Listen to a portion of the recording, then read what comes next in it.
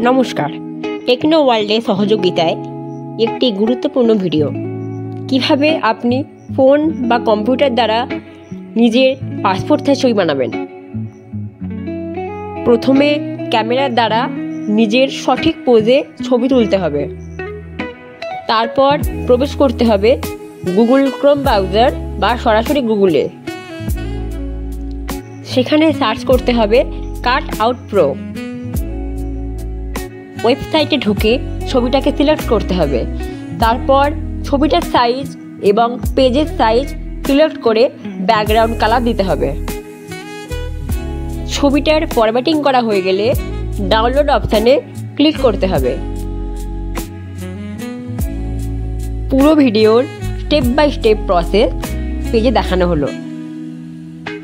এবং সবশেষে ধন্যবাদ টেকনো ওয়ার্ল্ডকে, যার দ্বারা সমস্ত ভিডিওটি সুসম্পন্ন হলো।